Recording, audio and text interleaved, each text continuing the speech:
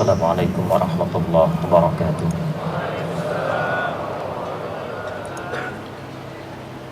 Alhamdulillahi wa kafa. Wassalatu wassalamu ala rasulillahil mustafa wa ala alihi wa sahbihi wa man wafa. Amma ba'd. Fa ya ibadallah, ittaqullaha haqqa tuqatih wa la tamutunna illa wa antum muslimun. فقال تعالى مذكرا بذلك: يا أيها الذين آمنوا اتقوا الله حق تقاته ولا تموتن إلا وأنتم مسلمون. Saudara-saudariku, bersyukur pada Allah Subhanahu wa Ta'ala.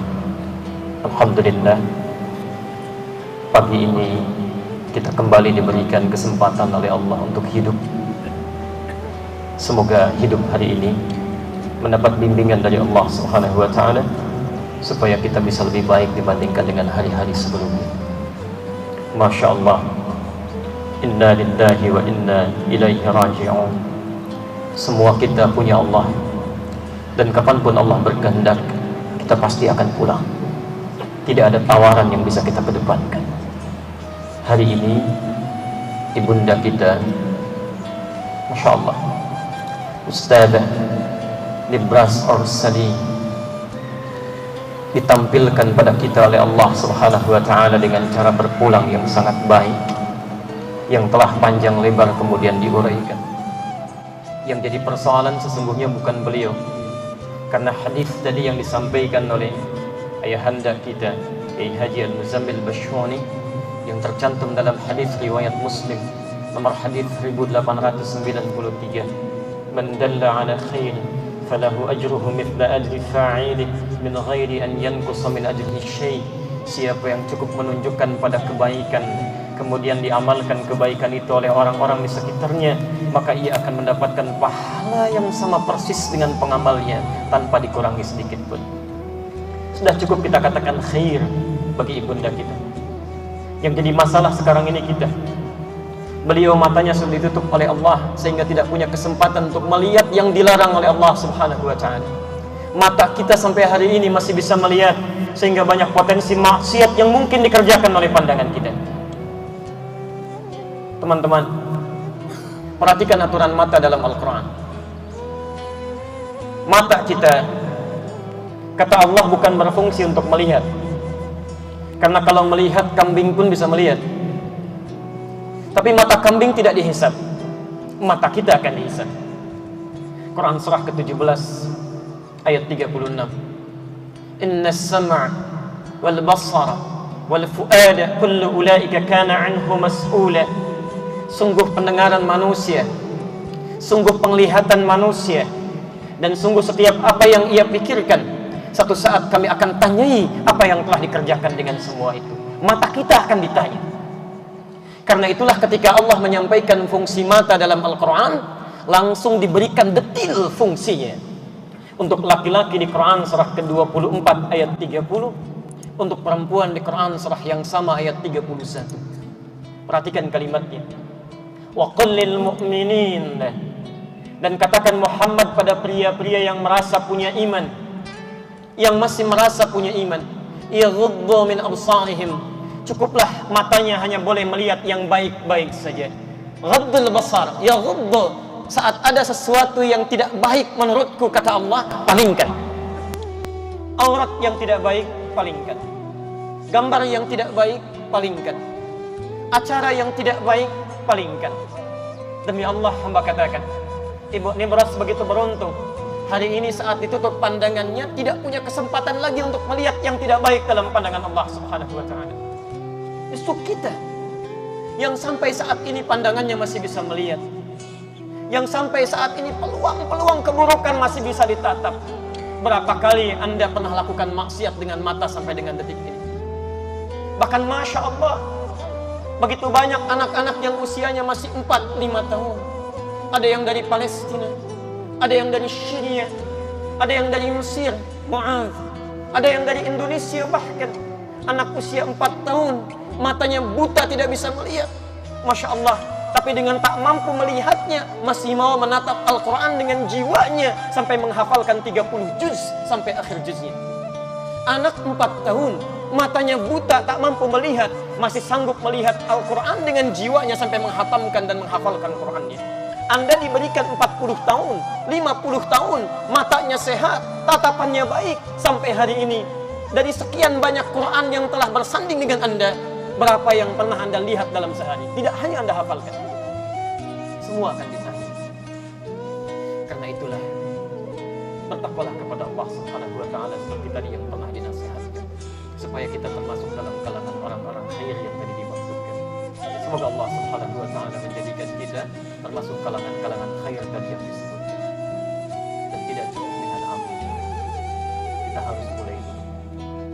Dan beruntungnya kita, alhamdulillah, ternyata petunjuk pertama bagi orang yang masih hidup bila menjadi atau menginginkan ingin menjadi khair seperti tadi yang disebutkan, berita baiknya ternyata disebutkan oleh Nabi SAW dalam hadis riwayat Al-Bukhari nomor hadis 71, posisi paling kiri sebelah atas di kitabnya, dari Abu Hurairah radhiyallahu ta'ala anhu. Kita bacakan hadis ini, semoga kita termasuk di dalam. Man yuridillahu bihi khaira yufaqqihhu fid din. Man yuridillahu bihi khaira, siapapun yang diinginkan oleh Allah Subhanahu wa Ta'ala. Man itu dalam bahasa Arab disebut dengan ismun mausulun yadullu 'ala al-'amiyah. Kata sambung yang menunjuk pada subjek, objek, bentuknya umum. Baik laki-laki, perempuan, besar, kecil, tua, muda, kaya, fakir, man. Seakan Nabi ingin mengatakan man, siapapun, tak peduli siapa dia, laki-laki, perempuan, besar, kecil, tua, muda, siapapun, yuridillahu bihi khaira, yang diinginkan oleh Allah Subhanahu wa Ta'ala akan berubah jadi orang baik, khair. Saat hidupnya khair, wafatnya khair. Apa tanda pertamanya? Yufaqqihhu fid din. Bukan dunia yang diberikan, bukan harta yang diluaskan. Kata Nabi, maka orang ini akan diberikan bimbingan pada jiwanya, dilembutkan hatinya, diringankan langkahnya, dibimbing untuk mau belajar sebagian dari tuntunan agamanya. Allahu Akbar. Hari ini hari Ahad, kemacetan terjadi di mana-mana. Setiap orang sibuk dengan aktivitasnya. Ada yang pergi ke tempat rekreasi, ada yang pergi bertamasya, ada yang pergi bercengkrama. Demi Allah saya katakan, dari sekian banyak manusia yang tengah beraktivitas, Allahu Akbar, Anda yang terpilih oleh Allah di hari ini untuk diringankan langkahnya, dilembutkan hatinya, diundang langsung ke tempat terbaik di muka bumi, di rumah Allah, bukan di rumah yang lainnya. Untuk apa? Yufaqqihhu fid din, untuk belajar dari sebagian tuntunan agama-agama Allah Subhanahu wa Ta'ala. Saat orang lain belum diberikan nikmat ini, ternyata kita yang diundang. Boleh jadi ini tanda pertama dari Allah ingin menjadikan kita berubah menjadi orang-orang baik dalam pandangan Allah dan Rasul. Saudara-saudariku, kalau Allah sudah ringankan langkah Anda, lembutkan hati Anda, dibimbing sampai ke rumahnya ini, belum terfikir juga oleh Anda untuk berubah menjadi lebih baik, dengan cara apa lagi Allah mesti mengingatkan Anda sebelum kita berpulang? Karena itulah perhatikan ciri orang-orang baik. Sampai sebelum masa Nabi SAW, maaf ya, seburuk-buruknya manusia ketika akan berubah, tanda pertama ini selalu dilekatkan. Ada orang yang pernah membunuh sampai 99 orang, bahkan digenapkan sampai 100. Ketika konsultasi ingin berubah menjadi orang baik, apa yang ditunjukkan oleh ulama setempat? Kata beliau, hajir ila huna, pindah kamu ke tempat itu, karena di sini ada keburukan-keburukan yang membuat engkau selalu jauh dari Allah. Pindah ke tempat itu, belajar dari seorang syekh di sana tuntunan tentang agama. Demi Allah kami katakan, ketika orang ini berniat berubah, baru melangkahkan kakinya beberapa masa, kadar Allah tiba-tiba di jalan, belum sampai ke tujuan Pak, belum sampai. Sampai di pertengahan, tiba-tiba maut datang lebih cepat dari apa yang ia duga. Kullu nafsin dha'iqatul maut. Wafat dengan izin Allah Subhanahu wa taala. Apa yang terjadi? Perhatikan, pembunuh 99 orang. Hidupnya lumur dengan maksiat. Memiliki keinginan untuk berubah, ingin ikut ta'lim, belum sampai ke tempat ta'lim, maut datang menjemput yang bersangkutan. Dalam kisah ini disebutkan bahwa dakhalal jannah. Orang ini karena niat dan perjuangannya menggugurkan dosa-dosanya, perjalanannya menghadirkan pahala baru bagi dirinya. Dakhalal jannah, masuk surga dia. Bahkan turun ayat Quran mengisahkan kisah ini. Quran surah keempat An-Nisa ayat ke-100 itu. Posisi paling kiri sebelah bawah. Wa may yakhruj min baitihi muhajiran ila Allahi wa rasuli thumma yudrikul maut faqad waqa'a ajruhu 'ala Allah. Dan siapapun yang berniat keluar dari tempat ia tinggal, kemudian dia memiliki keinginan untuk mulai berubah karena Allah dan Rasulnya, tapi tiba-tiba baru dia melangkah, kemudian maut datang lebih cepat dari apa yang ia duga. Kata Allah, faqad waqa'a ajruhu 'ala Allah. Orang ini telah mendapatkan pahala di sisi Allah Subhanahu wa taala. Terbayangkan oleh Anda teman, membunuh 99 orang, hidup larut dalam maksiat, ingin berubah, belum sampai ke tempat tujuan, wafat, masuk surga. Anda tanyakan pada diri Anda, pernahkah membunuh orang sampai dengan hari ini? Masya Allah. Maksiat apa yang pernah Anda kerjakan sebandingkah dengan orang tadi? Bila 99 orang telah dibunuh orang tadi, orang yang telah membunuh orang lain mau berangkat ta'lim, belum sampai ke tujuan, dosanya diampuni oleh Allah, maka bagaimana dengan orang yang belum pernah membunuh orang lain? Sampai di tempat ta'limnya, dia niatkan karena Allah, dia ikuti petunjuk Rasulullah, maka lebih berhak kita mendapatkan yang lebih baik dibandingkan dengan yang tadi. Maka semoga Allah Subhanahu wa taala memberikan kita semua nikmat lebih dari apa yang tadi disampaikan. Baik, saudara-saudariku, sebaik-baiknya ta'lim yang disampaikan adalah apa yang Al-Quran tunjukkan. Karena itulah, mari kita memulai ta'lim kita saat ini dengan mengikuti petunjuk-petunjuk Al-Quran seperti yang tadi telah diungkapkan. Bismillahirrahmanirrahim. Dari sekian ayat yang pernah memberikan kesan kepada kita untuk mulai belajar pertama kali tentang Islam, ternyata ada ayat-ayat terbaik yang memberikan arah kepada kita. Seperti apa kita mesti belajar. Quran surah kedua Al-Baqarah ayat 38. Posisi paling kanan sebelah atas di mushaf. Saat manusia pertama diturunkan ke muka bumi, Adam alaihissalam dan istri beliau, ternyata bersamaan dengan diturunkannya Nabi Adam, Allah memberikan petunjuk kepada beliau, yang dengan petunjuk ini Allah berkehendak menginginkan hidup Nabi Adam dan keluarganya itu mudah, jauh dari kesulitan, dan lekat dengan kasih sayang Allah Subhanahu wa taala. Maka difirmankan, qulna ihbitu minha jami'an. Kami firmankan Adam, mulai saat ini turun, jalani kehidupan baru di muka bumi. Fa imma ya'tiyannakum minni huda. Maka saat engkau turun ke bumi ini, kami akan turunkan bersamaan dengan itu petunjuk kehidupan. Yang jika engkau dapati petunjuk kami ini, faman tabi'a hudaya, maka kemudian engkau ikuti petunjuk ini, ambil petunjuknya, terapkan dalam kehidupan. Perhatikan janjinya. Fala khaufun 'alaihim wa lahum yahzanun. Allah sampaikan, saya pastikan kepadamu, saya jamin hidupmu selama kamu hidup tidak akan pernah merasakan kegelisahan dan tidak akan pernah sedih dalam hidup. Allahu Akbar. Perhatikan kalimatnya. Kata Allah, Adam, jalani kehidupan di muka bumi, saya berikan petunjuk. Kamu ikuti petunjuk ini, saya akan jamin hidupmu tidak akan pernah gelisah, tenang selalu, dan saya jamin tidak akan pernah sedih dalam kehidupan. Ada masalah di rumah tangga, tenang. Ada masalah di kantor, tenang. Karena masalah itu sebelum dihadapi, Allah sudah turunkan petunjuk. Ini masalah yang akan kamu hadapi. Demikian petunjuknya, selesaikan. Jadi sebelum menghadapi masalahnya, sudah kenal dengan masalah, sudah tahu solusinya. Hudan. Allahu Akbar.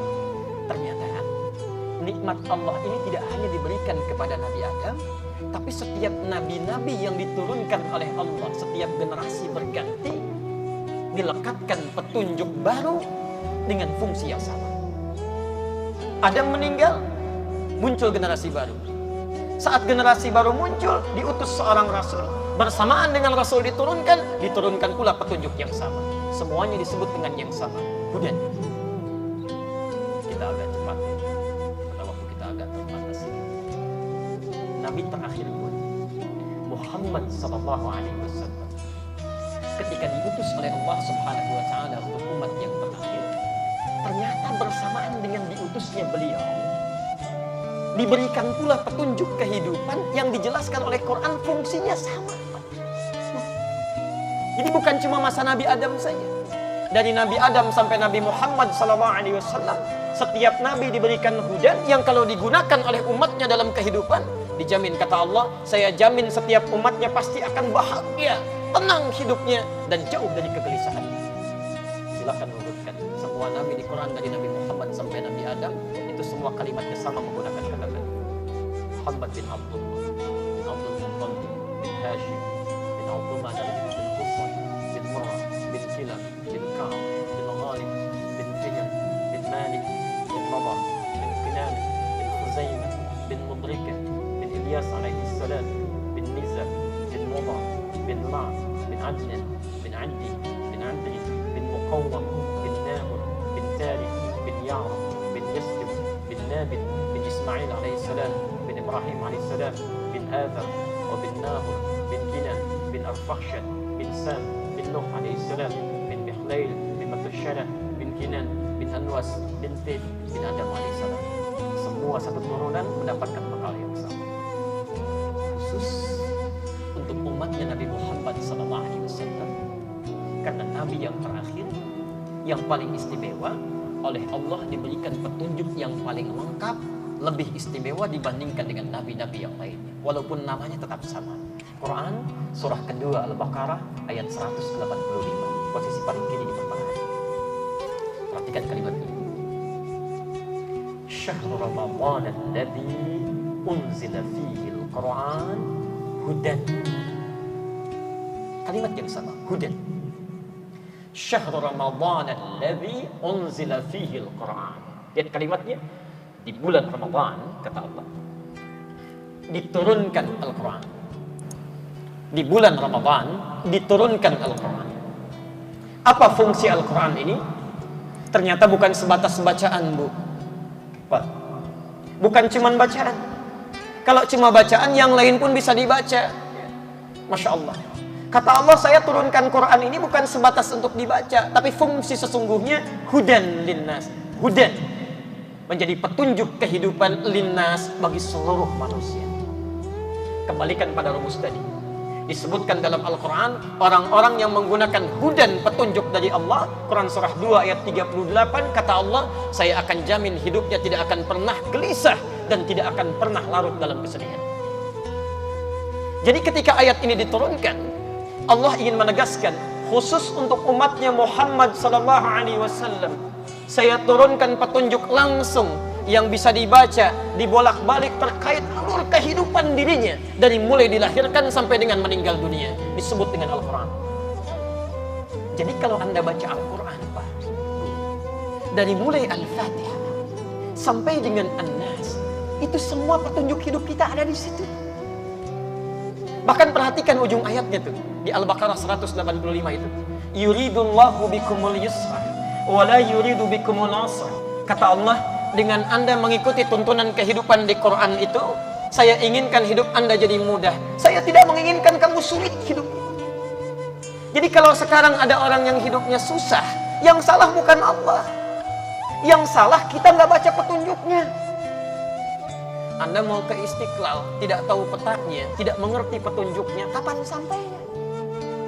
Anda tidak tahu petunjuk kehidupan, bagaimana bisa mudah menjalaninya? Saya bacakan cepat ya, tapi tidak perlu ditulis. Masya Allah, dari mulai sebelum lahir sampai meninggal dunia ada semua di Quran. Contoh, dalam kandungan sebelum lahir, bagaimana caranya supaya kandungannya enak, nyaman, kelahirannya tenang, dilahirkan anak yang Quran surah ke-7 ayat 189. Begitu dilahirkan, bagaimana caranya supaya ASINya mengalir lancar. Pembagian tugas suami istri jadi enak, tidak ada perselisihan dan ketegangan. Quran surah kedua ayat 233, posisi paling kanan sebelah bawah. Sampai 2 tahun disusui bisa maksimal. Usia 2 tahun sampai dengan menjelang balik. Pendidikan dini apa yang bisa diberikan supaya anaknya dekat dengan Allah, taat dengan orang tuanya, berakhlak mulia, dan bisa berperilaku baik dalam kehidupan. Quran surah ke-31 ayat 13 sampai dengan 19. Dia kemudian mulai belajar bagaimana supaya saat belajar cepat mengingat materi pelajarannya, meningkat kedekatannya dengan Allah, berkah ilmunya. Quran surah 9 ayat 122, posisi paling kiri sebelah bawah.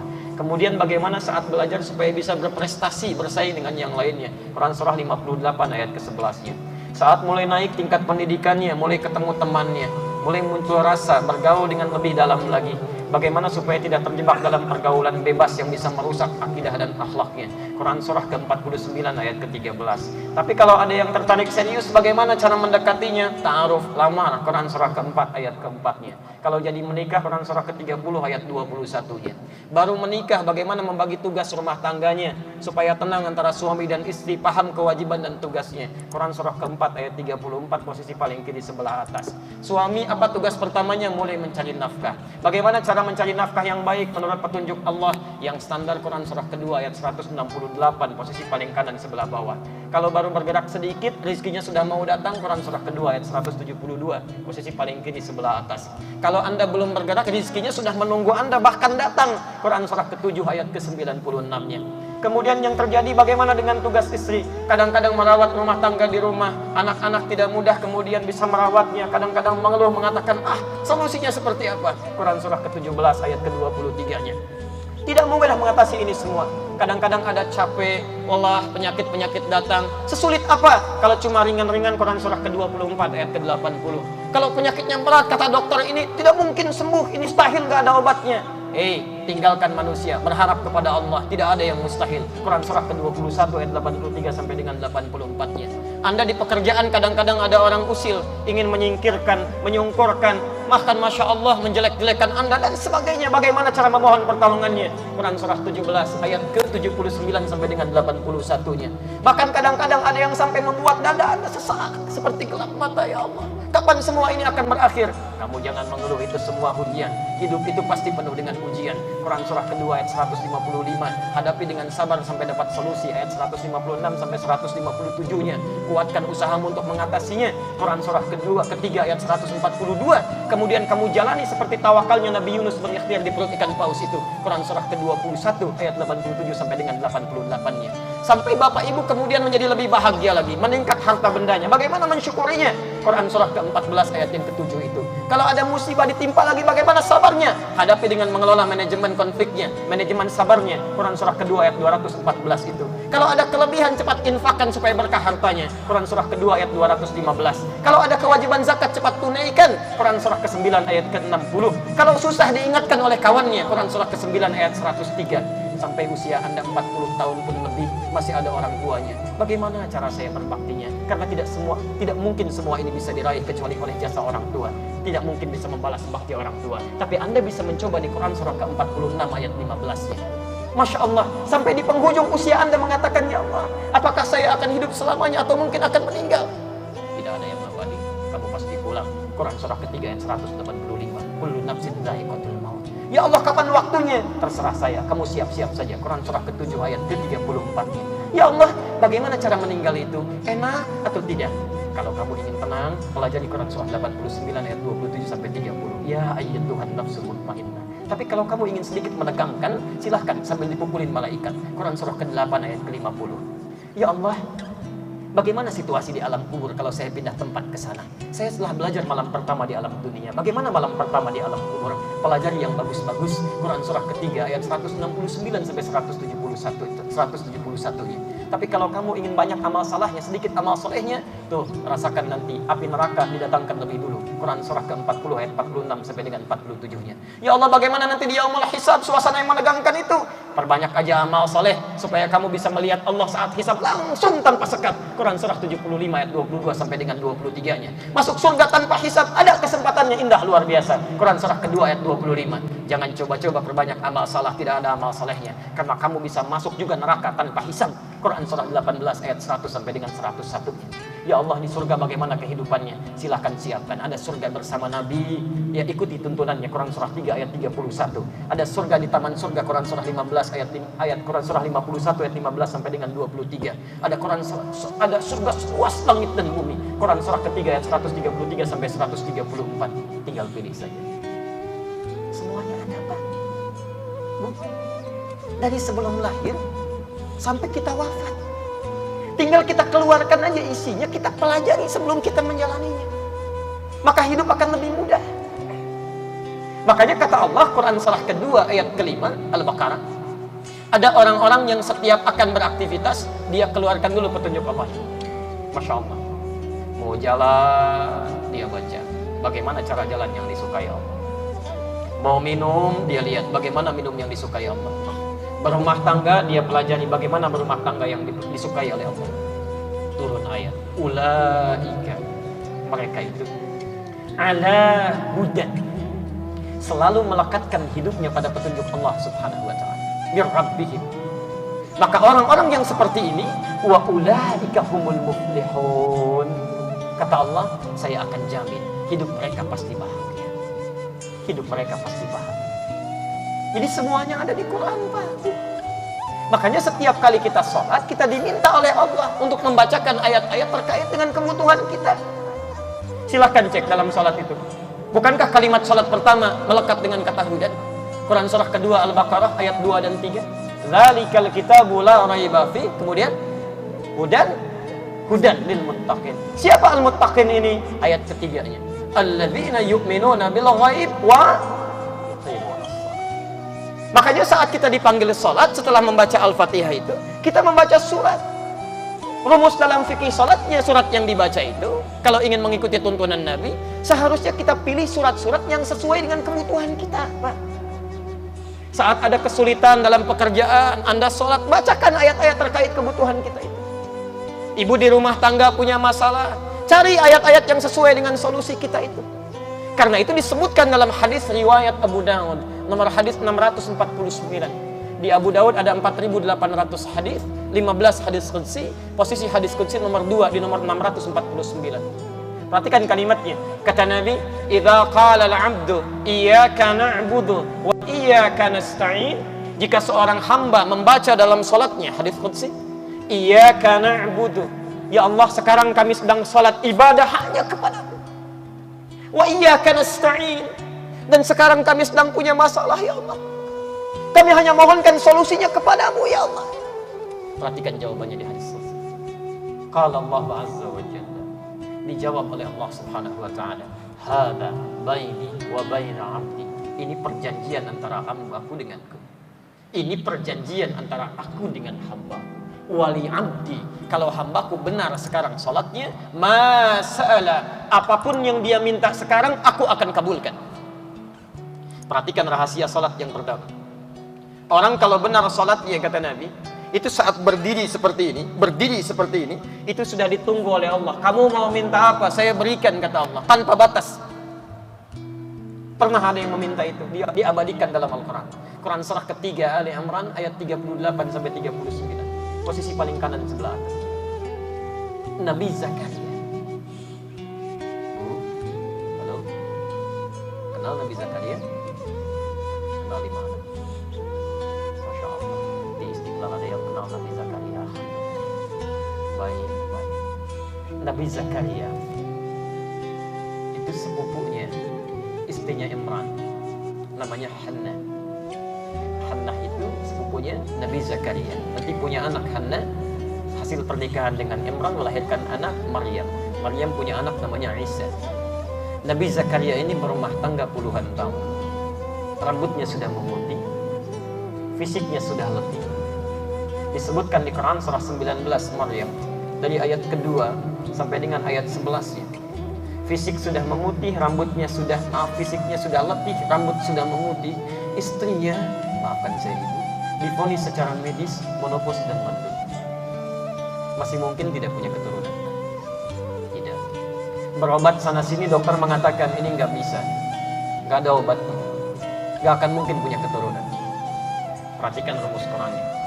Kalau Anda punya masalah dalam kehidupan, kemudian makhluk mulai mengangkat tangannya mengatakan mustahil, ini nggak ada solusinya, itu tanda pertama dari Allah supaya Anda meninggalkan makhluk, segera kembali kepada Allah. Karena Allah ingin memberikan yang terbaik pada Anda langsung tanpa campur tangan makhluk. Itu rumusnya. Saat itulah Nabi Zakaria bermohon kepada Allah, langsung diabadikan di Quran. Hunalika da'a Zakaria rabbah. Nabi Zakaria kemudian bermohon kepada Allah di mihrabnya. Qala rabbi habli min ladunka dzurriyyatan thayyibah. Ya Allah, ya Rabb, hamba sudah berikhtiar kemana-mana sampai hari ini belum mendapatkan keturunan. Hamba memohon kepadamu saja ya Allah, yang punya kekuasaan tanpa batas. Innaka sami'ud du'a. Engkau pasti dengar doa hamba ya Allah. Kalau pada yang maha mendengar saja tidak bisa mengabulkan doa hamba, pada siapa lagi hamba lantas meminta? Perhatikan, doa ini dipanjatkan dalam keadaan beliau sholat, sedang berdiri dalam sholat. Berdiri bahasa Arabnya qaim, sedang sholat yusolli. Saat beliau berdiri begini, itu belum selesai sholatnya, baru berdiri. Selesai doanya, tiba-tiba turun malaikat. Ayat 39-nya di Ali Imran. Fanadathul malaika. Seketika turun malaikat. Hurufnya fa. Fa itu harfu atfin bila hudud. Huruf yang merangkai dua peristiwa tanpa jeda. Perhatikan.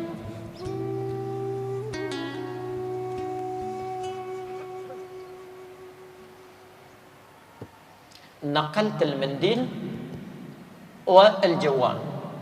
Saya pindahkan tisu dan handphone. Kalau saya gunakan waw, itu artinya saya pindahkan dulu tisu, baru kemudian ada jeda saya pindahkan handphone. Kalau menggunakan thumma al-jawal, maka ada jeda cukup panjang. Saya pindahkan tisu, tunggu sebentar, saya pindahkan handphonenya. Tapi kalau kalimatnya menggunakan fa, bersamaan saya pindahkan tisu, seketika saya pindahkan handphone. Ini Nabi Zakaria berdoa dalam salatnya, dalam keadaan berdiri. Selesai salat, selesai doanya, tapi belum tuntas salatnya, baru selesai doa. Seketika turun malaikat menyampaikan, fa'nadatul malaika. Turun malaikat mengabarkan, annallaha yubashshiruka bi Yahya. Zakaria, Allah kasih kabar gembira, kamu akan punya anak. Langsung namanya dari Allah, Yahya. Artinya hidup. Yang mustahil menurut manusia, lahir dari rahim seorang perempuan yang monofos dan mandul, kata Allah nggak ada yang mustahil. Sekarang jadi dan lahir dia. Jadi dan lahir dia. Kapan itu terjadi? Wa huwa qaimun yusalli fil mihrab. Sedangkan beliau masih berdiri dalam salatnya. Nabi Zakaria berdiri dalam salat memohon dikabulkan. Umat Nabi Muhammad SAW sebelum datang pada salat sudah ditunggu oleh Allah Subhanahu wa taala. Nabi Zakaria sekali mintanya, umat Nabi Muhammad 5 kali ditunggu oleh Allah paling minimal dalam sehari.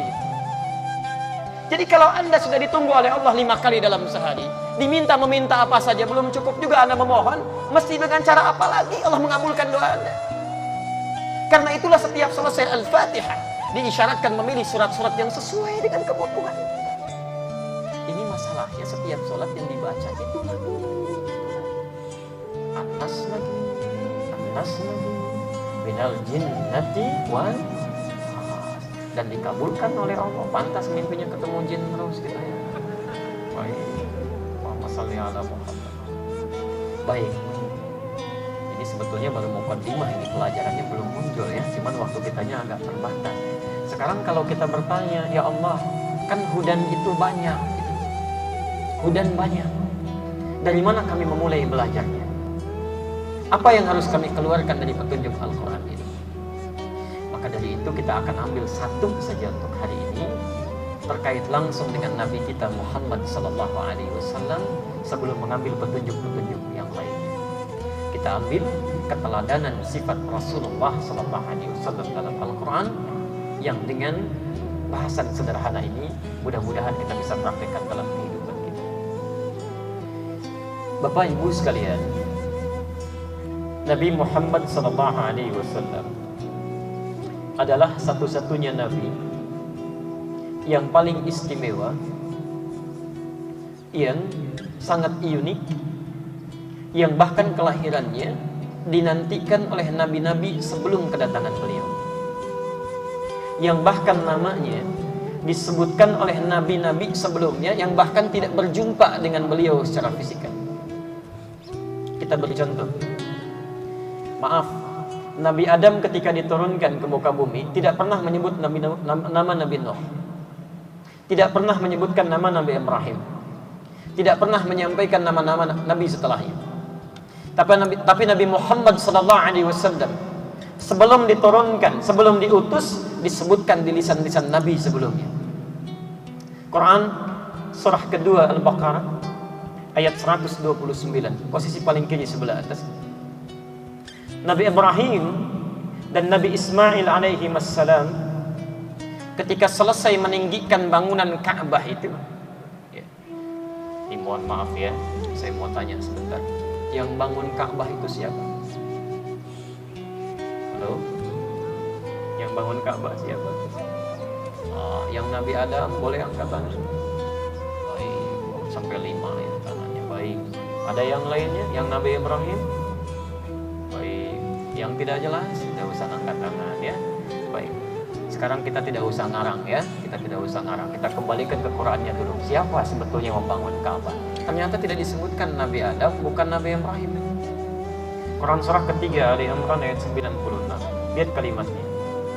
Inna awwala baitin wudi'a lin-nas. Sungguh rumah pertama yang dibangunkan untuk manusia. Bahasa Qurannya dibangunkan untuk manusia, bukan manusia yang bangun. Jadi begitu Nabi Adam turun, Ka'bah sudah ada. Dibangunkan untuk manusia, bukan manusia yang bangun.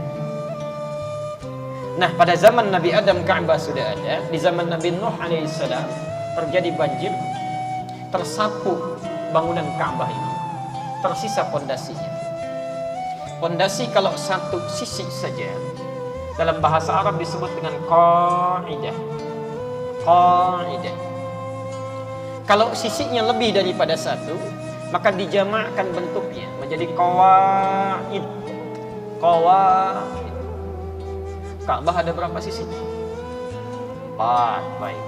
Karena bentuknya jamak, maka kalimatnya dirubah dari qa'idah menjadi qawa'id. 1, 2, 3, 4 sisi. Pada zaman Nabi Ibrahim alaihissalam, sekitar 5 sampai 6 generasi setelah Nabi Nuh itu, zaman Nabi Ibrahim diperintahkan oleh Allah Subhanahu wa taala untuk meninggikan kembali pondasi Ka'bah yang runtuh bangunannya pada zaman Nabi Nuh tadi. Maka diabadikan di Quran surah kedua ayat 127. Perhatikan posisinya sebelah kiri paling atas. Wa idh yarfa'u Ibrahimul qawa'id minal bait. Dan ingatlah, pelajarilah ketika kami firmankan kepada Nabi Ibrahim supaya meninggikan kembali bangunan Ka'bah, pondasi Ka'bah yang bangunannya hancur di zaman Nabi Nuh itu, ditinggikan kembali. Yang paling menarik ketika beliau akan memulai meninggikan pondasi Ka'bah, langkah pertama dipijakkan. Langkah pertama untuk mengangkat sesuatu disebut dengan maqam. Sampai hari ini ada posisinya maqam Ibrahim. Tiba-tiba di sudut yang lain datang anaknya yang masih belia, yang belum genap remaja, mengatakan kalau dalam bahasa kita, ya abati urid usa'idak, duhai ayahanda, saya ingin bantu ya. Masya Allah, ingin bantu. Bapak ibu sekalian, anak kecil belum tumbuh dewasa dengan baik, melihat ayahnya sedang bekerja, merasakan betul beban kerja ayahnya, ingin bantu. Mustahil ada anak bisa seperti ini kalau ayahnya tidak memberikan yang terbaik pada anaknya. Tiba-tiba datang dari sudut yang lain membawa batu. Batu dalam bahasa Arab disebut dengan hajar. Kalau sudah mulai disusun-susun, berubah namanya menjadi hijr. Kalau sudah berbentuk disebut dengan hujrah. Kalau banyak bentuknya disebut dengan hujurat. Maka datang dari sisi yang lain membawa batu disusun sampai hari ini areanya disebut dengan Hijr Ismail. Setelah selesai menyusun meninggikan bangunan Ka'bah itu, keduanya berdoa di samping Ka'bah. Perhatikan apa doanya. Di antara doa yang dibacakan mengisyaratkan lahirnya Nabi Muhammad SAW. Ayat 129-nya. Rabbana wab'ath fihim rasulan minhum yatlu 'alaihim ayatika wa yu'allimuhumul kitaba wal hikmah wa yuzakkihim innaka antal azizul hakim. Rabbana wab'ath fihim, ya Allah, mohon nanti utus seorang rasul, rasulan minhum, seorang rasul dari kalangan mereka yang lahir di sekitaran Ka'bah. Mohon izin saya bertanya, siapa di antara rasul yang lahir di sekitaran Ka'bah? Halo? Tidak ada selain Nabi Muhammad SAW. Tidak ada satupun rasul yang dilahirkan di sekitaran Ka'bah kecuali Nabi Muhammad SAW. Sekarang masih ada napak tilas kelahirannya. Anda kalau dari Menara Zamzam itu, samping ada Jabal Qubais yang jadi istana raja, geser sedikit ke arah kanan sekitar 100 meter, itu ada bangunan warna krem yang sekarang jadi perpustakaan, Al-Maktabah Al-Qadimah, jadi museum. Itu diduga tempat Nabi SAW dilahirkan. Muhammad SAW 30 generasi sebelum kelahirannya disebutkan oleh 2 orang Nabi sebelumnya. Bahkan sebelum Nabi Muhammad SAW dilahirkan, 1 generasi Nabi sebelumnya spesifik menyebut namanya. Quran surah ke-61 ayat yang ke-6, posisi paling kiri sebelah atas. Perhatikan kalimatnya. Wa idh qala Isa ibn Maryam, dan pelajarilah ketika Isa anaknya Maryam menyampaikan kepada kalangan umatnya, ya Bani Israel, hei Bani Israel, inni Rasulullah ilaikum, saya adalah utusan Allah yang ditujukan pada kalian. Maaf, jadi Nabi Isa itu sudah mengatakan kepada umatnya, saya ini Rasul khusus untuk kamu saja, bukan untuk umat yang lain.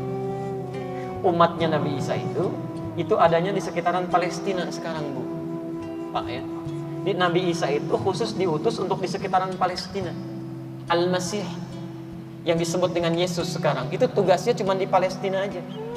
Jadi kalau sekarang kemudian disimpangkan sampai datang ke Indonesia, itu kelebihan. Seharusnya di sana aja nggak boleh keluar itu, dan nggak boleh menyimpang juga.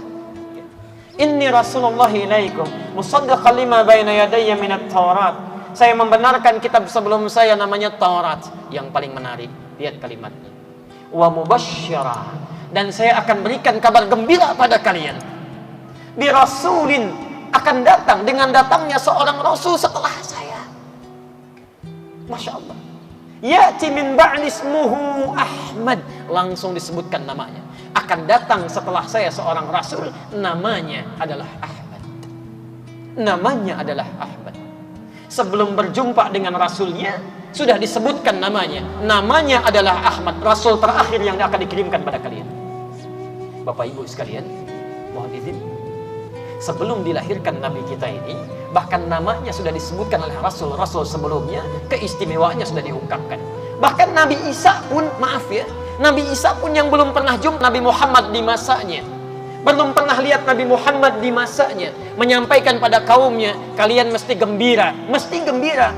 Orang yang belum bertemu sudah diminta gembira, apalagi kita yang kedatangan Nabi-Nya. Jadi sangat tidak wajar kalau ada orang-orang yang tidak gembira dengan kedatangan Nabi Muhammad SAW. Sangat tidak wajar kalau ada orang-orang yang, maaf, sudah diutus Nabi Muhammad, bukan cuma tidak gembira, bahkan mencari nabi-nabi lain selain Nabi Muhammad SAW. Yang agak repot, sangat keterlaluan, bukan hanya mencari nabi lain, langsung ngaku nabi. Ini yang agak repot ini. Pak, syahadat kita kan Muhammad, tapi kata Nabi Isa nabi terakhir Ahmad. Akhirnya muncul nama-nama Ahmad, ngaku jadi nabi. Ini yang repot. Kemarin ada AM, tidak perlu disebut namanya ya, Ahmad awalnya itu. Karena melihat nama nabi terakhir Ahmad, langsung ngaku nabi. Pelatih bulu tangkis tuh. Insya Allah. Ditangkap oleh polisi. Ditanya, kenapa kamu mengaku nabi? Pak, saya ke Bogor dapat wahyu. Orang ke Bogor dapat alas, dia dapat wahyu. Kalau orang Bogor berhenti dikira selesai, ternyata Masya Allah di Bandung itu tukang cukur Pak, ngaku Nabi bersaing dengan Bogor. Maaf, kalau yang ngaku Nabi memang sudah dari dulu sudah banyak gitu. Yang sekarang itu bukan cuma kesiangan, kemalaman, kesorean, kepagian, ketinggalan jauh. Jadi tidak aneh kalau ada yang ngaku-ngaku itu. Yang aneh itu setiap ada yang ngaku, ada aja pengikutnya itu. Silahkan dicek itu. Muncul nabi baru, ada pengikutnya. Muncul yang baru, ada pengikutnya. Itu yang agak aneh. Kata para pakar, maaf ya, masyarakat kita sekarang sedang dirundung penyakit cepat kaget, gampang kagum. Cepat kaget, gampang kagum. Ada mall baru, ibu-ibu ke sana. Numpang kagum aja Pak, belanja enggak? Balik lagi. Ada nabi baru, ada pengikutnya, Masya Allah. Itu yang repot tuh. Yang paling bermasalah kadang-kadang kagetan ini membawa dampak yang tidak baik, sehingga cari akal-akalan yang tidak mulia. Media ada berita gampang kaget, Masya Allah, cari berita dengan cara yang tidak elok. Dulu Kiai Haji Zainuddin Abidin punya kisah yang sangat bagus untuk mengilustrasikan. Pada terjadi tabrakan, terus Masya Allah, heboh orang lihat tabrakan. Ada orang media datang, sudah nggak bisa masuk karena orang-orang berkerumun padat ya. Tolong kasih jalan, orang nggak mau kasih jalan karena pengen dia. Akhirnya kaget, cari cara bagaimana cara saya supaya bisa meliput moto situasi itu. Maaf Pak, saya bapaknya korban. Saya bapaknya korban. Kan orang kaget namanya bapaknya korban. Akhirnya dikasih jalan. Silakan, ada bapaknya korban, dibuka jalan. Begitu sampai melihat korban yang tertabrak, pucat mukanya. Iya, pegang foto nggak dijepret. Rupanya yang ketabrak anak monyet Pak. Bingung gitu. Mau narik kata-kata susah gitu ya. Sudah bilang bapaknya korban, jadi repot ya. Ngaku Nabi, ada yang ikut. Selesai ini. Jakarta ibu kota negara, nggak mau ketinggalan. Bogor Nabi, Bandung Nabi, Jakarta, LA malaikat langsung. Masya Allah, ingin didaratkan di Monas. Kena sama polisi lagi, tangkap, hukum 5 tahun. Polisi kita tuh, jangankan teroris, malaikat ditangkap tuh. Maaf Pak Tito ya, Pak Tito nanti ada jam 10 di sini itu. Hebatlah polisi kita tuh, subhanallah. Saya teruskan dulu ya. Nah, jadi itu Bapak Ibu sekalian, kembali ke Ahmad. Nah sekarang pertanyaan yang paling menarik, kenapa Nabi Isa menyebut nama Nabi kita dengan Ahmad, sedangkan Allah di ayat-ayat lain mengungkapkannya dengan Nabi Muhammad, dengan nama Muhammad. Disebutkan dalam Al-Quran, ada 2 nama yang disebutkan bagi Nabi kita Sallallahu Alaihi Wasallam. Satu, disebut dengan nama Muhammad, disebutkan 4 kali dalam Al-Quran. Pertama, Quran surah ke-3 Ali Imran ayat 144, posisi paling kiri sebelah atas. Quran surah Al-Ahzab ayat ke-40. Quran surah ke-47 Muhammad ayat ke-2. Dan Quran surah ke-48 Al-Fatah ayat ke-29. 4 kali disebutkan. Yang kedua disebut dengan nama Ahmad. Disebutkan di Quran 1 kali saja. Quran surah ke-61 ayat yang ke-6, posisi paling kiri sebelah atas. Nah ini yang paling menarik bagi kita. Semua nama-nama Nabi sebelum Nabi Muhammad SAW itu seluruhnya menggunakan nama diri, nama zat. Sedangkan Nabi terakhir Muhammad SAW, semua nama yang melekat pada beliau itu semua menggunakan nama sifat. Perhatikan bedanya. Kalau nama diri, nama zat, dalam ilmu bahasa itu diperuntukkan untuk membedakan satu benda dengan benda yang lainnya, satu orang dengan orang yang lainnya. Baik, ini apa? Halo, ini apa? Kelas. Baik, alhamdulillah. Ini apa? Halo, ini apa? Kotak tisu. Baik, alhamdulillah. Kalau yang ini tisu. Baik, Mas, tolong minta tisu. Tiba-tiba dibawakan yang ini. Baik, benar tidak? Tidak. Nah itu yang disebut dengan nama zat. Disebut tisu untuk membedakan dengan kotaknya. Disebut gelas untuk membedakan dengan airnya. Ada juga semua itu dilekatkan pada manusia untuk membedakan antara nama satu dengan yang lainnya. Apa bedanya Asep dengan Otong? Namanya. Ketika Anda panggil Mang Asep, gak mungkin Mang Otong yang nengok. Pasti error itu. Asep ya Asep, Otong ya Otong. Ya, tidak sama. Jadi untuk membedakan satu dengan yang lainnya. Walaupun kadang-kadang kita suka lupa dengan fungsi itu, terutama ibu-ibu tuh. Ya. Bu, ojek bu? Iya Pak, padahal namanya Nina tuh. Ojek bu? Iya, harusnya ibu jawab. Bukan Pak, saya Nina. Panggil ojek? Iya. Masya Allah. Pak, kampung rambutan Pak? Iya. Masya Allah. Padahal namanya Dodi tuh ya. Baik, itu nama zat namanya. Zat. Tapi sifat adalah nama yang terkait dengan nilai-nilai kehidupan yang melekat pada benda dan orang. Jujur itu sifat, sabar itu sifat, tawadhu itu sifat. Nah, yang penting Anda catat, nama zat itu bisa gugur hilang bersamaan dengan hilang orangnya. Tapi nama sifat sampai kapanpun tidak akan pernah luntur sekalipun pemiliknya telah hilang di telan bumi. Orang jujur, orangnya belum boleh meninggal, tapi jujurnya tidak mungkin wafat.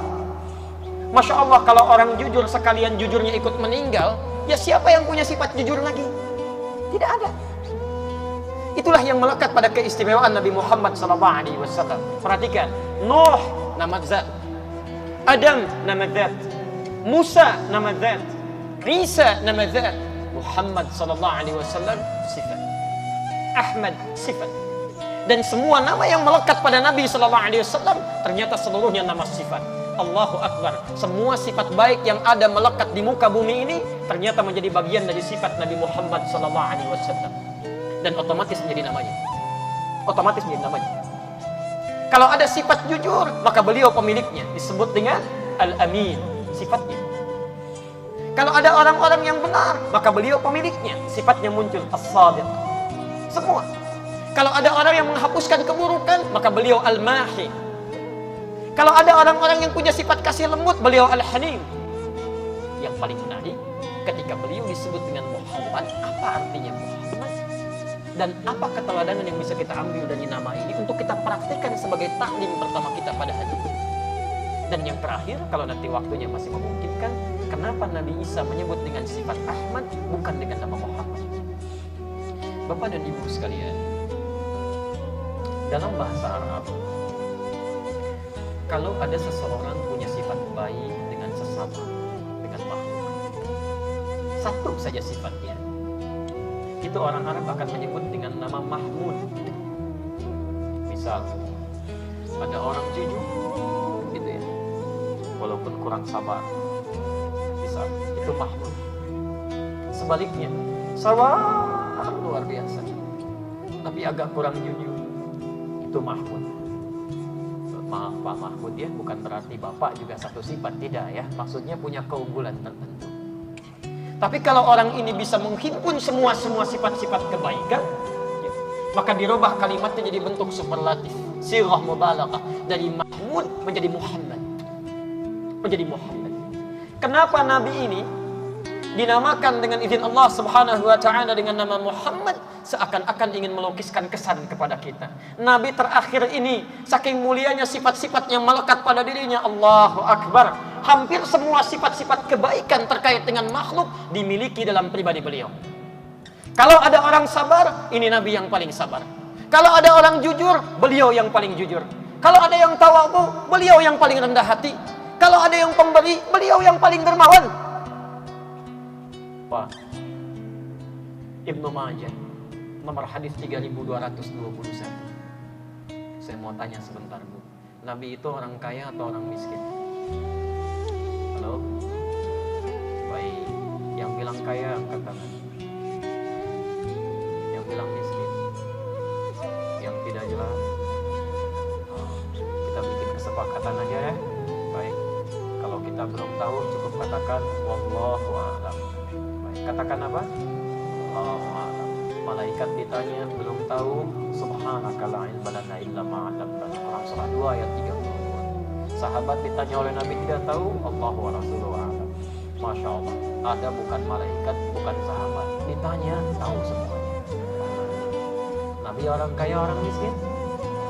Allahu a'lam. Ini masjid apa sekarang? sudah berada di sini belum tahu masjidnya. Istiqlal parahnya. Baik. Nabi itu ternyata Ibnu Majah nomor hadis 3221. Orang kaya dalam urusan ibadah. Perhatikan keterangan Jabir bin Abdullah ketika beliau menyebutkan tentang korbannya Nabi sallallahu alaihi wasallam. Ra'aitu Rasulullah sallallahu alaihi wasallam. Saya sering kali melihat Rasulullah sallallahu alaihi wasallam hina yadhbah, saat beliau akan menyembelih hewan korban, aqbal al-qiblah, dihadapkan semua hewannya ke kiblat. Berapa jumlahnya? 100 ekor. 100 ekor. Setiap kali akan menyembelih 100 ekor. Lalu bagaimana cara menyembelihnya? Sebelum disembelih, qala, beliau kemudian mengatakan, lihat kalimatnya, betapa pedulinya Nabi Muhammad sallallahu alaihi wasallam tidak hanya dengan dirinya, tapi disebutkan orang-orang sekitarnya. Allahumma hadza min Muhammad wa ali Muhammad wa ummat Muhammad sallallahu alaihi wasallam. Ya Allah, mohon terima korban ini dari pribadi Muhammad dan dari keluarga besar Muhammad, dan mohon ya Allah dari umatnya Muhammad sallallahu alaihi wasallam yang selama hidupnya mungkin gak bisa kurban ya Allah. Muhammad sallallahu alaihi wasallam, Nabi, Rasul, dekat dengan Allah, tingkat surga paling tinggi, dijaga dari berbagai kesalahan, berkurban 100 ekor hewan kurbannya, masih berbicara tentang umatnya, untuk umatku ya Allah, dan tidak menginginkan bagiannya ya Allah ya Rabbi. Muhammad sallallahu alaihi wasallam. Yang paling menarik, ada orang datang mengaku umatnya. Masya Allah, kurban cuma 1 ekor kambing. Bukan Nabi, bukan Rasul. Surga belum jelas sampai dengan pagi ini. Amalan berantakan, hisab masih menegangkan, masih rebutan pahanya. Nabi saja yang jelas surganya masih menyebut umatnya. Umatku ya Allah. Hadirin, satu kisah kemudian beliau datang ke Taif. Tiba-tiba berdakwah dilempari sampai keluar darah di keningnya. Sebagian giginya kemudian mulai tanggal, kakinya sudah mulai terluka, sampai Zaid bin Harithah tidak kuat menjadi tamengnya. Kata beliau, ya Rasulullah, kita berteduh kemudian di satu tempat. Saat berteduh dalam naungan pohon, tiba-tiba turun malaikatul jabal, malaikat penjaga 2 gunung. Sampai mengatakan, ya Rasulullah. Saking merasakannya penderitaan Rasulullah sallallahu alaihi wasallam, malaikat turun sampai mengatakan, ya Rasulullah, angkat tanganmu, mud yadaika ila sama, angkat tanganmu ke langit. Is'alullah, mohonkan kepada Allah supaya saya angkat 2 bukit Taif untuk menghimpit manusia-manusia yang tidak punya sopan santun ini. Saya himpit mereka. Apa kata Nabi? Lah, mohon jangan angkat. Fa innahum qaumun la ya'lamun. Mereka cuma belum tahu. Muhammad sallallahu alaihi wasallam. Muhammad sallallahu alaihi wasallam. Bahkan di penghujung akhir hayatnya, Allahu Akbar, sampingnya ada istrinya Sayyidah Aisyah, putrinya Sayyidah Fatimah, kemudian ada menantunya Ali bin Abi Thalib ridwanullah alaihim jami'an. Tapi siapa yang disebutkan di dalam akhir kehidupannya? Fudail bin Abbas radhiyallahu ta'ala anhuma membawakan air wudunya Nabi sallallahu alaihi wasallam dalam hadis riwayat Al-Bukhari. Kemudian Nabi sallallahu alaihi wasallam berwudu, menunaikan salat dalam pangkuan Sayyidah Aisyah. Bukan istrinya yang disebutkan, bukan penantunya yang disebutkan, bukan putrinya yang disebutkan. Ummati, ummati, ummati, umatku, umatku, umatku. Bahkan di akhir kehidupan yang disebutkan Anda yang belum pernah dilihat, Muhammad sallallahu alaihi wasallam.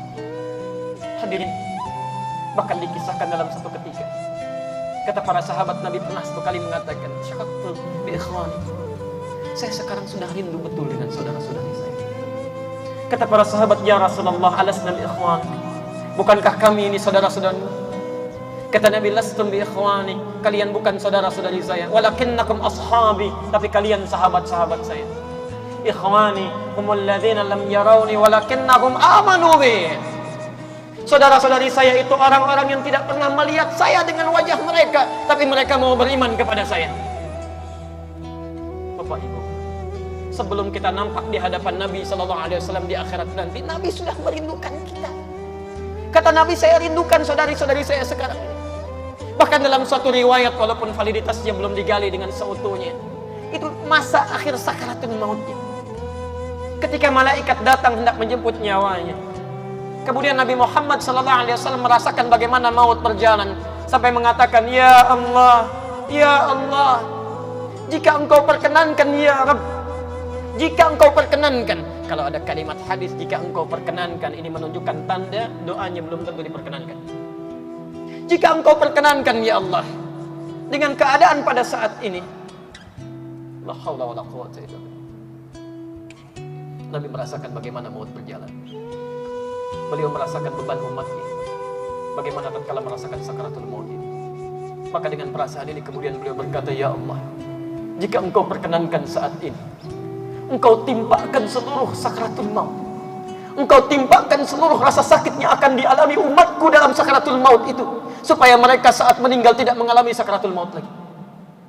Ya Allah, jika engkau berkenan, mohon timpakan seluruh rasa sakit yang dialami umatku saat sakaratul maut itu, timpakan kepadaku sekarang, supaya mereka tidak mengalami sakaratul maut lagi dalam keadaan wafat. Karena itulah sampai turun surah kepada kita menyampaikan. Quran surah ke-9 ayat 128 itu. Laqad ja'akum rasulun min anfusikum. Telah diutus kepada kalian seorang rasul yang berasal dari kalangan kalian. Azizun 'alaihi ma'anittum. Masyaallah. Sangat terasa beratnya beban kehidupan kalian. Kata Allah, kalau kita beribadah pun, kalau Nabi bisa ngambil, pengen diambil oleh Nabi itu. Kalau ada umat yang ahli neraka, kalau bisa oleh Nabi itu ditebus dengan syafaatnya. Kalau ada orang yang sakit dalam sakaratul mautnya, kalau bisa Nabi wakili rasa sakitnya itu. Harisun 'alaikum, begitu peduli dengan kalian. Bil mu'minina raufur rahim. Dengan orang-orang beriman itu sangat kasihnya luar biasa. Makanya malaikat Jibril itu sampai turun ketika Nabi akan khutbah, melangkahkan langkah pertamanya di riwayat Al-Hakim dalam kitab Mustadrak Al-Hakim An-Naisaburi. Itu malaikat Jibril sampai turun mengecam orang yang tidak bisa berbuat baik, berterima kasih pada Nabi sallallahu alaihi wasallam. Perhatikan, kita tidak bisa membalas jasa Nabi, tapi setidaknya kata malaikat kita bisa bersalawat kepada Nabi sallallahu alaihi wasallam. Perhatikan kata malaikat Jibril, hadits sahih, bu'dun. Dalam riwayat lain, raghima an farajulin liman adraka indahu falam yusalli alaik. Muhammad, sungguh keterlaluan ini, sungguh celaka, keterlaluan kalau ada umatmu disebutkan namamu di sampingnya tidak mau bersalawat kepadamu. Tidak bisa kita membalas bakti Nabi SAW, jasa beliau kepada kita. Kata malaikat, paling minimal ketika disebutkan nama Muhammad maka bersalawatlah kepadanya. Sallu ala nabi. Allahumma salli wa sallim. Nah, Bapak Ibu sekalian, yang paling menarik, apa yang diinginkan dari nama ini? Sebetulnya bukan hanya diketahui sifatnya, itu sudah ma'ruf. Jangankan pada manusia, maaf, pada hewan. Saat akan disembelih, kata Nabi, tolong jangan sakiti hewan itu, tajamkan pisaunya, cepat sembelih. Ketika ada tumbuh-tumbuhan, tolong jangan rusak, tolong jangan rusak. Masya Allah, jaga dengan baik, kata Nabi, jangan rusak tanaman. Sehebat-hebatnya orang berperang, jadi maaf ya, dalam peperangan itu tidak ada nilai kasih. Makanya surat At-Taubah yang berisi peperangan itu tidak dibuka dengan bismillah, karena tidak ada nilai kasih. Ada nggak peperangan misalnya yang penuh dengan kasih sayang? Assalamualaikum, saya mau nembak ya, izin. Pernah sakit nggak? Oh, nggak ada begitu. Tembak ya tembak gitu kan. Tapi dalam suasana seperti ini pun kata Nabi, hei mujahid yang berperang, seemosi kalian jangan rusak tanaman, jangan sakiti anak kecil, jangan sakiti orang-orang sepuh. Maaf, jangan membunuh dengan nafsu, tidak ada itu. Karena itu tidak benar kalau ada orang tembak sembarangan, bunuh sembarangan, ledakan diri merusak orang lain tanpa ketentuan yang benar. Itu bukan dari tuntunan Islam. Saya pernah ditanya di Lampung, ya Ustaz, apakah bom di Jalan Tamrin itu bagian dari jihad fisabilillah? Saya jawab, setahu saya jihad fisabilillah itu jihad di Allah, bukan di Jalan Tamrin. Jadi nggak nyambung gitu, nggak ada. Dan yang paling gampang dilihat tuh yang kemarin tuh, Masya Allah. Nah, saya agak sedikit sudah ada memo ya. Baik, 5 menit lagi kita mau selesai. Apa yang dimaksud dengan nama ini yang diinginkan oleh Quran? Saya tutup Quran surah ke-48 ayat ke-29. Muhammadur Rasulullah. Nama Muhammad itu menunjukkan bahwa beliau adalah seorang utusan Allah. Walladzina ma'ahu, sedangkan yang kami inginkan dari orang-orang yang bersama beliau itu, maksudnya umatnya, bukan cuma mengetahui nama dan sifatnya, tapi kata Allah, teladani nama-nama itu, terapkan dalam kehidupan kita. Bagaimana cara meneladaninya? Walladzina ma'ahu, orang-orang yang bersama dengan beliau, umatnya itu, asyidda'u 'alal kuffar, ruhama'u bainahum. Dapat mengambil makna nama Muhammad itu, menerapkan dalam kehidupan. Jadi kalau Anda mengaku umatnya Muhammad sallallahu alaihi wasallam, keluarkan sifat-sifatnya.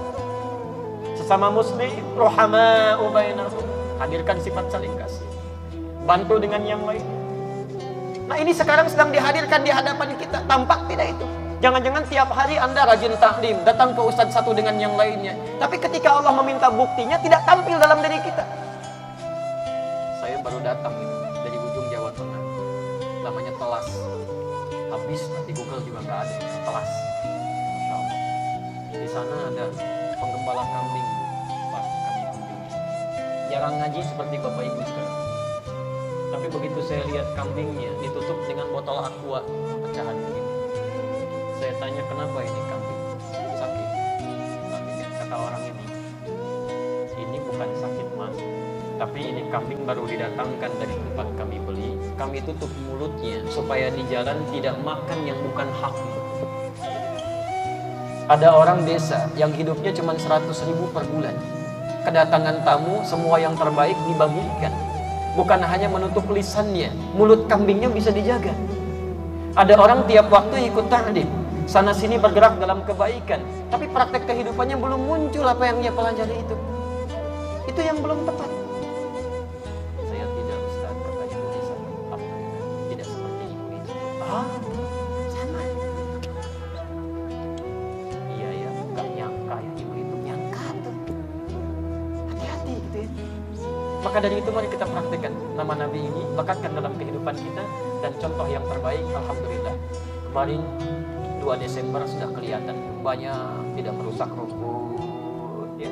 Kemudian saling tidak dorong-dorongan, bergerak dengan bersamaan. Ayo coba lihat, apakah tanggal itu saja atau bisa dipraktekkan nggak dalam kehidupan sekarang? Nggak ada faedahnya kalau cuma rame-rame menuntut sesuatu, tapi tidak diaplikasikan kebaikan setelahnya. Bisa nggak setelahnya saling merangkul dalam kebaikan, tidak mencela satu dengan yang lainnya, membantu dalam kebaikan. Sekarang Allah sedang tuntut kita tuh di Aceh. Apa yang sudah kita berikan? Ayo, jangan-jangan Allah titipkan tenaga kepada kita, diminta untuk digunakan. Allah titipkan harta kepada kita, diminta untuk diinfakkan. Biasanya teman-teman Darut Tauhid ini setelah kajian suka ada sorban itu yang dipergunakan untuk membantu saudara-saudari yang lainnya. Coba dicek. Minimal doa. Doa itu.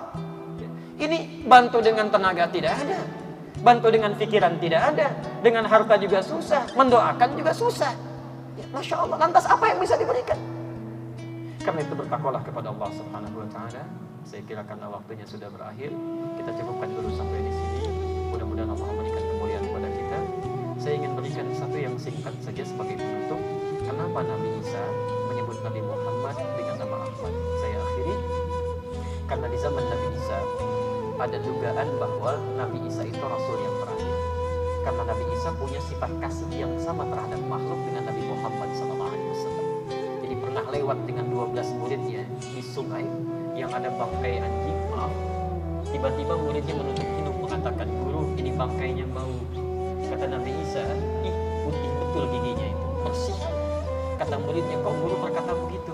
Kata Nabi Isa, manusia itu hanya mengungkapkan apa yang ada di pikirannya. Bila buruk apa yang dia pikirkan, maka tidak baik apa yang dia ungkapkan. Nabi Isa itu jangankan pada manusia, pada bangkai hewan masih baik, Pak. Maka pada saat itu ramalan Rasul terakhir itu punya sifat baik pada makhluk, diduga Nabi Isa. Kata Nabi Isa, bukan. Sifat Rasul terakhir itu lebih daripada saya. Walaupun punya sifat yang sama kebaikan pada makhluk, tapi dia Ahmad. Ahmad itu adalah sifat seorang hamba yang sangat luar biasa ibadahnya kepada Allah Subhanahu Wa Taala.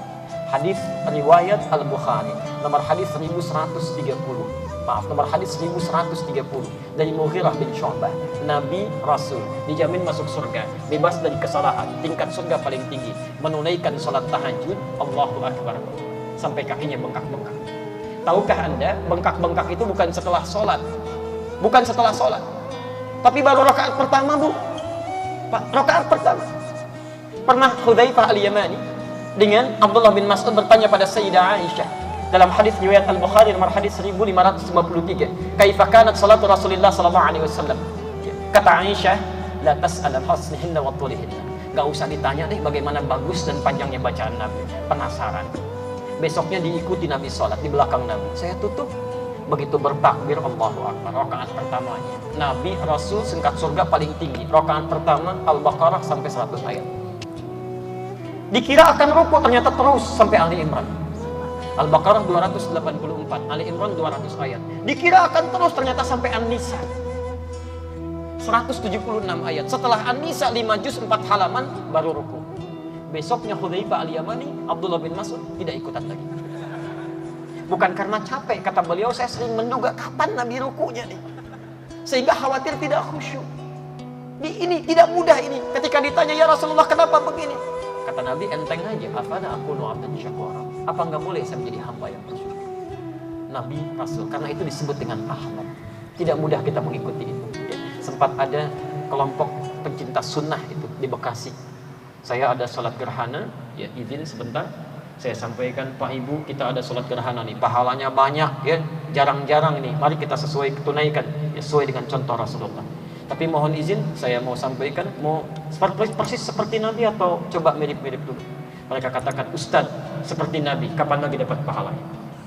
Baik, kalau seperti Nabi, maka mohon izin memberikan informasi dulu. Sholat gerhana itu khusuf, 2 kali ruku, 2 kali sujud. Jadi suratnya ada 4. Sebelum ruku baca surat, dari ruku baca surat lagi. Kalau ingin persis seperti Nabi, surat pertama Al-Baqarah sampai selesai. Yang kedua Ali Imran sampai tuntas. Ketiga An-Nisa sampai selesai. Baru yang keempat sampai Hisma Rabbikal A'la. Tanpa saya minta tanya lagi, hampir semua mengangkat tangan. Ustaz, mirip-mirip Nabi aja. Wah, itulah Ahmad ya. Saya kira kita cukupkan itu. Semoga Allah Subhanahu wa taala melimpahkan keberkahan pada kita semua dan kebaikan pada guru-guru kita, Agim, ya ustaz-ustaz yang lainnya. Semoga dirawat oleh Allah, diikhlaskan dakwahnya dan dimuliakan oleh Allah sampai kembali kepada Allah Subhanahu wa taala, termasuk kita golongan yang terbaik insyaallah. Silakan diteruskan dengan nanti. Saya mohon izin karena harus ke tempat yang lainnya. Kita akhiri dengan doa kifaratul majlis.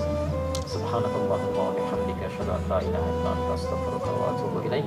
Rabbana atina fid dunya hasanah wa fil akhirati hasanah wa qina adzabannar. Allahumma ya rabbal alamin taqabbal minna innaka antas samiul alim wa tub alaina innaka antat tawwabur rahim. Sallallahu ala rasulika karim Muhammad sallallahu alaihi wasallam wa ala alihi wa sahbihi ajma'in. Alhamdulillahi rabbil alamin. Silakan teman-teman dari Darut Tauhid. Assalamualaikum warahmatullahi wabarakatuh.